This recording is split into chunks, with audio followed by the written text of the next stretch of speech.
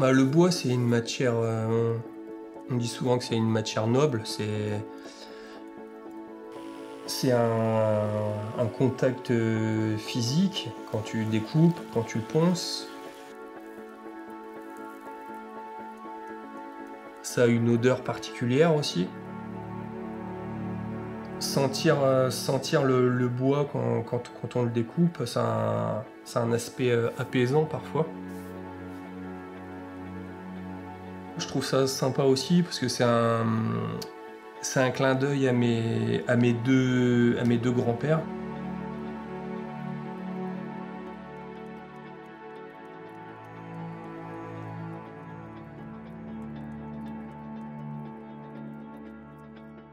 Flo Wood Atelier, c'est parce que Flo c'est mon surnom.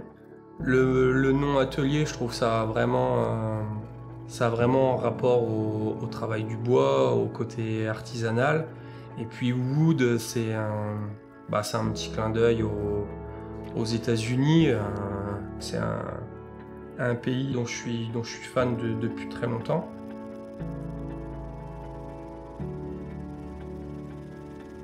Le travail du bois, c'est venu d'un seul coup, avec l'aménagement la volonté de décorer la chambre de mes enfants.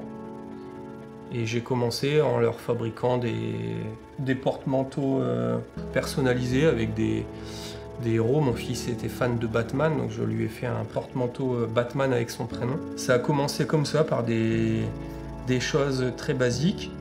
Et puis en m'intéressant au travail du bois, j'en suis venu à découvrir d'autres méthodes, d'autres techniques, le travail de certains passionnés du bois. Et c'est comme ça, de fil en aiguille, que je me suis formé en autodidacte, avec Internet, avec des discussions. Et c'est comme ça que j'en suis venu vraiment à être passionné par le bois.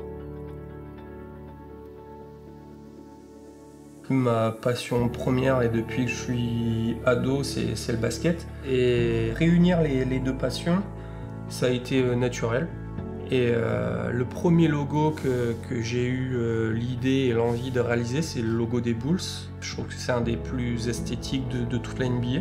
Et donc le premier rapport entre le bois et le basket, ça a été ce logo-là des Chicago Bulls.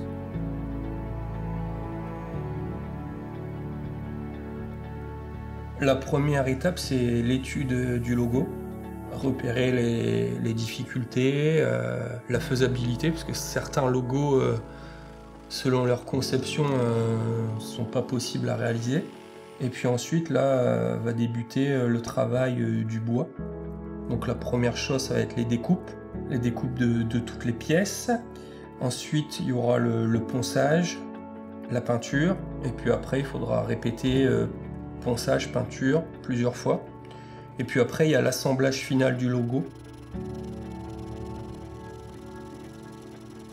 Le plus kiffant, c'est le découpage des pièces, donc c'est le contact avec le bois. Et le deuxième moment vraiment sympa, c'est l'assemblage final. C'est quand on se rend compte qu'on est parti d'un bout de bois brut et qu'au final, on arrive à un produit fini.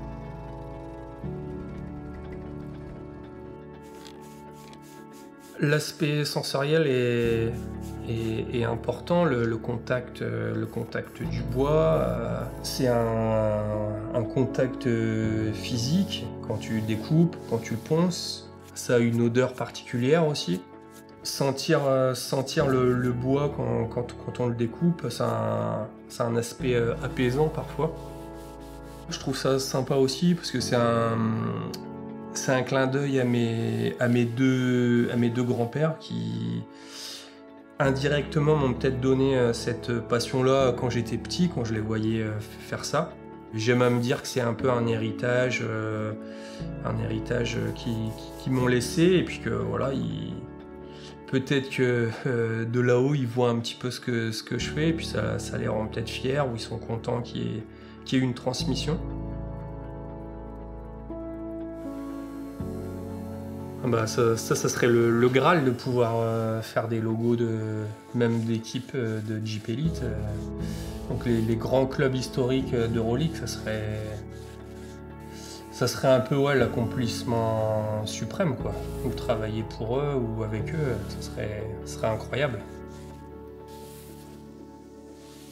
C'est plus en tant que passionné de basket que mon travail soit reconnu par des gens qui sont vraiment dans le milieu depuis longtemps ou qui sont même professionnels. C'est la satisfaction que mon travail soit reconnu par des professionnels, ou même des amateurs, mais par des passionnés en tout cas de basket.